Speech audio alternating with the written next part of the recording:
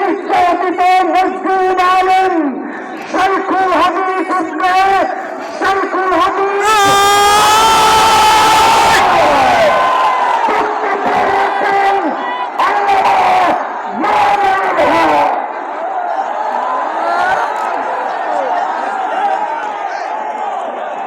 السلام عليكم ورحمة الله.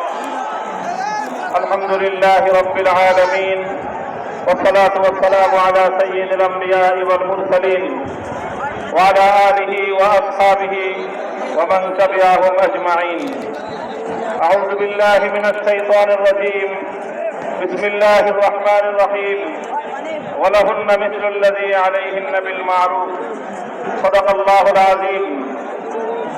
আজ 2025 সালের 3রা মে বাংলাদেশের রাজধানী ঢাকার ঐতিহাসিক সোহরাওয়ার্দী উদ্যানে আয়োজিত হেফাজতে ইসলাম বাংলাদেশ আহত এই মহাসমাবেশকে লক্ষ্য করে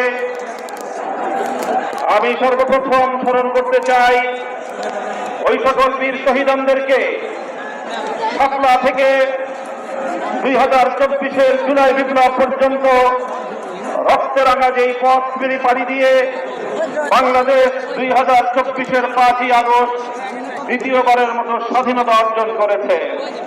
সেই স্বাধীন বাংলার মাটিতে দাঁড়িয়ে আমরা শপথে বাণী উচ্চারণ করতে চাই, রক্ত দিয়ে স্বাধীনতা এনেছি, প্রয়োজনে রক্ত দিয়ে সেই স্বাধীনতা আমরা রক্ষা করবো ইনশাআল্লাহ।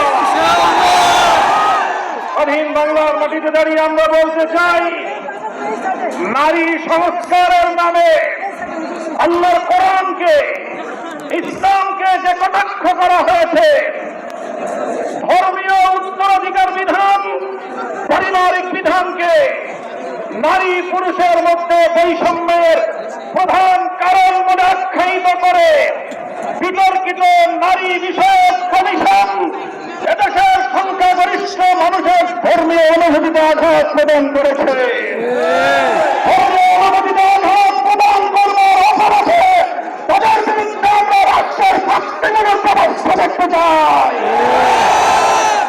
হেফাজতে ইসলাম বাংলাদেশ বলতে চায়, এই তথাকথিত পশ্চিমা ধ্যান ধারায় বিশ্বাসী বিতর্কিত নারীবাদীদের আদর্শ এবং দর্শন নয়, বরং হেফাজতে ইসলাম বাংলাদেশ ইসলাম প্রদত্ত আল্লাহর ঘোষিত নারীর ন্যায্য অধিকারে বিশ্বাসী।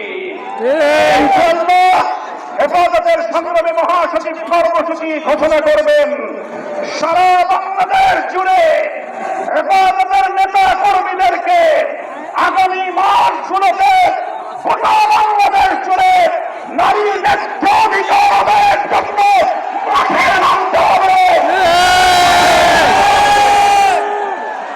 আমরা পরিষ্কার ভাষায় বলি, বাংলাদেশের স্বাধীনতার 53 বছরের মাথায় এসে সংবিধান সহ রাষ্ট্রের ব্যাপক সংস্কার কার্যক্রম শুরু হয়েছে।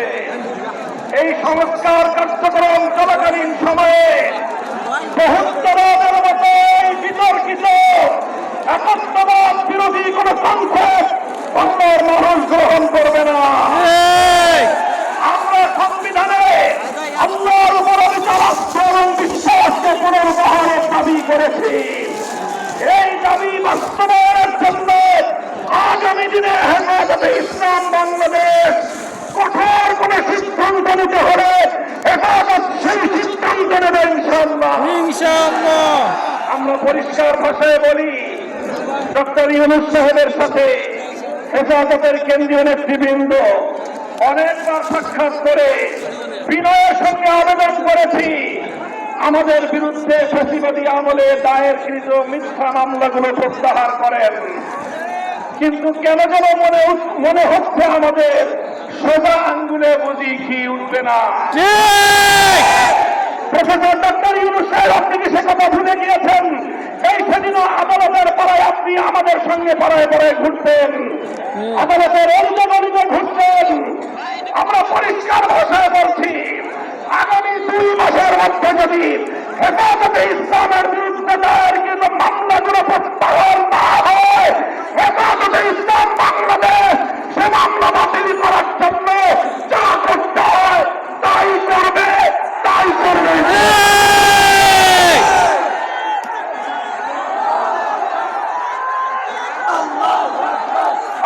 পরিষ্কার ভাষায় বলছি, জঙ্গি নাটকের মামলা সাজিয়ে আল্লাহ নবীর প্রকৃত উম্মত, নবী প্রেমিক উম্মত যাদেরকে কারাগারের 4 দেয়ালে বন্দী করে রাখা হয়েছে, যারা নবীর দুশ্মনদের বিপক্ষে পদক্ষেপ নিয়েছে, তারা গোটা উম্মতের কাছে হিরো, তারা গোটা উম্মতের হৃদয়ের মণি, চোখের মণি, হৃদয়ের প্রশান্তি। সেই সকল কারাবন্দী মুসলিম নবী প্রেমিকদেরকে অবিলম্বে মুক্তি প্রদান করতে হবে। আমরা বলছি, আমরা ফিলিস্তিন ইস্যুতে গাজাবাসীর পক্ষে, জায়নবাদী ইসরায়েলের আক্রমণ এবং গণহত্যার বিরুদ্ধে গোটা বিশ্ববাসীর সঙ্গে আমরা সহমত। বাংলাদেশের মাননীয় সরকার প্রধান উপদেষ্টাকে আমরা বলি, আপনি আন্তর্জাতিক ব্যক্তিত্ব, বিশ্ব অঙ্গনে আপনি গাজাবাসীর পক্ষে ভূমিকা পালন করুন। সারা দুনিয়ার মানুষ গাজাবাসীর পক্ষে দাঁড়িয়েছে। সুদূর এই সবুজ বাংলার চত্বর থেকে আমরা সংহতি জানিয়েছি, কিন্তু আমাদের একটি আরো বড় দায়িত্ব এবং কর্তব্য দাঁড়িয়েছে আজ আমাদের প্রতিবেশী রাষ্ট্রে ভারতের মুসলমানদের পক্ষে আওয়াজ উচ্চারণ করা, তাদের পাশে দাঁড়ানো। মুসলমানদের নিপীড়িত জনপদ, রক্তস্নাত ভূস্বর্গ কাশ্মীরকে আজ দুষ্কটের কষাই একটি নরকে পরিণত করেছে।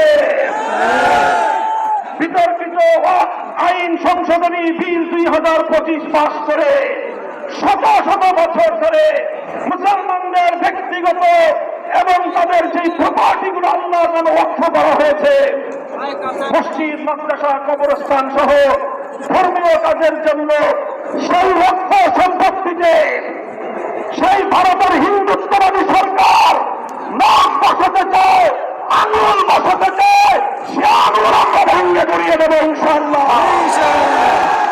আজ হেফাজতের এই গণসমুদ্র থেকে আমি ভারতের নিপীড়িত, নির্যাতিত মুসলিম মুসলমানদেরকে আহ্বান জানিয়ে তাদেরকে আমরা আশ্বস্ত করতে চাই, ভারত জুড়ে তোমরা নরেন্দ্র মোদীর বিরুদ্ধে আন্দোলন গড়ে তোলো। তোমরা সকল নিপীড়ন বন্ধ করার জন্য মাঠে নেমে আসো।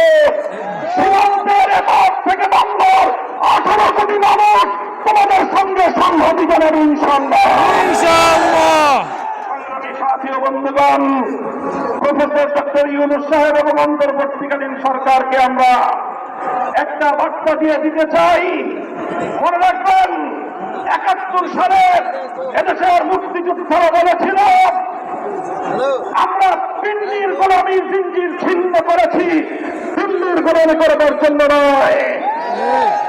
আজ 2024-এর জুলাইয়ের স্বাধীনতা সংগ্রামের পর আমি বলতে চাই, আমরা দিল্লির দাসত্বের শৃঙ্খল থেকে মুক্ত হয়েছি, নিউ ইয়র্কের গোলামি করবার জন্য নয়।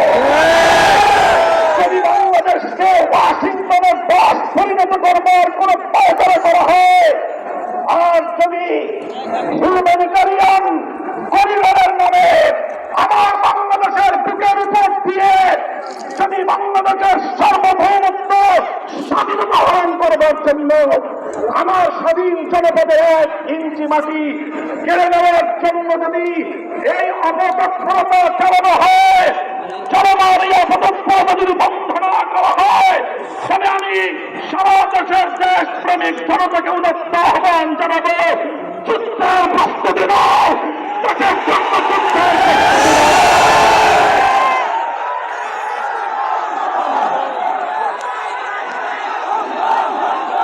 আমরা আমার দেশের প্রতি ইঞ্চি মাটি আমার জায়নামাজের মাটি। আবার বলছি, আমার স্বাধীন বাংলার প্রতি ইঞ্চি মাটি আমার পবিত্র জায়নামাজের মাটি। দিল্লি বা ওয়াশিংটন কিংবা মস্কো যারা এ মাটির দিকে চোখ তুলে তাকাবে, আমরা তাদের বিরুদ্ধে বারুদ হয়ে মাঠে নামবো ইনশাআল্লাহ।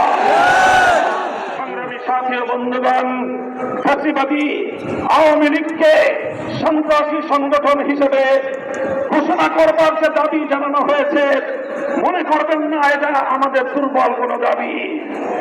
আমরা 2013 সালে ফ্যাসিবাদী আওয়ামী লীগের পুলিশের আঘাতে রক্তাক্ত হয়েছি। 2021 সালে আমাদেরকে হত্যা করেছে। বছরের পর বছর বিনা বিচারে আমাদেরকে কারারুদ্ধ করে রেখেছে।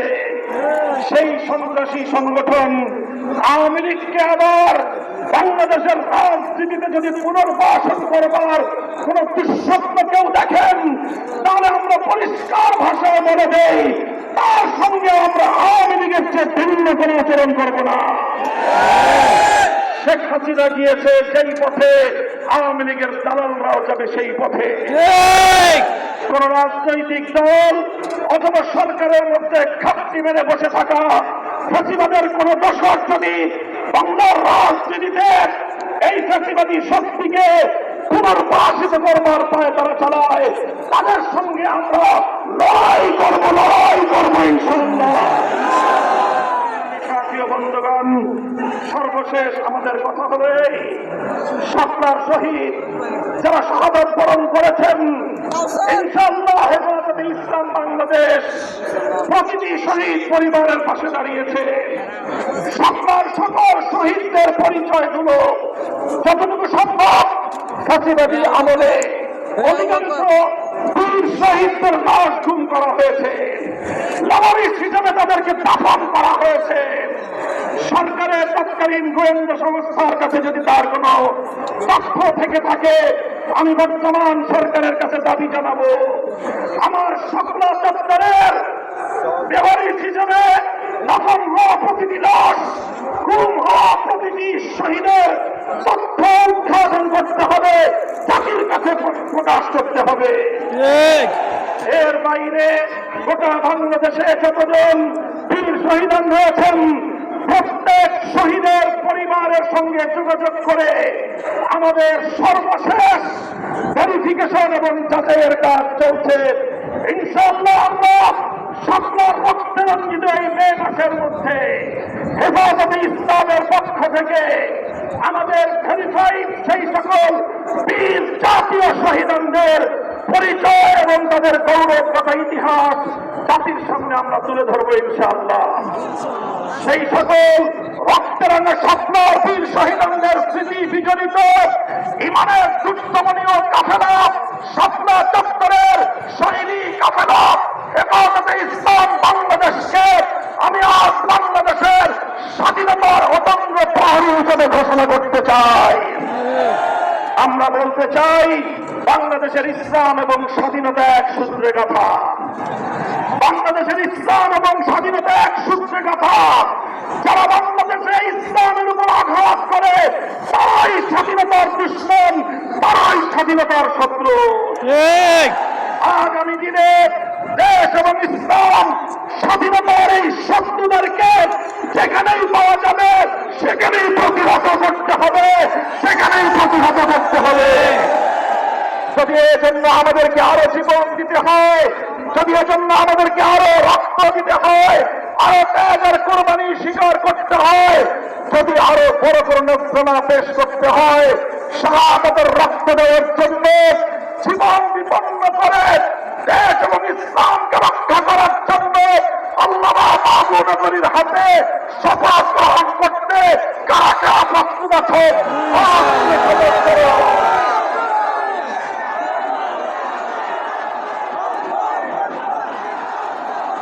ইনশাআল্লাহ ইনশাআল্লাহ আমার জায়নামাজের মাটি বাংলাদেশের প্রতি ইঞ্চি মাটি সংরক্ষিত থাকবে। আমার ভবিষ্যৎ প্রজন্ম এদেশে ঈমান নিয়ে ইসলাম নিয়েই বাঁচবে ইনশাআল্লাহ। نصر من الله وفتح قريب واخر دعوانا ان الحمد لله رب العالمين والسلام عليكم ورحمة الله.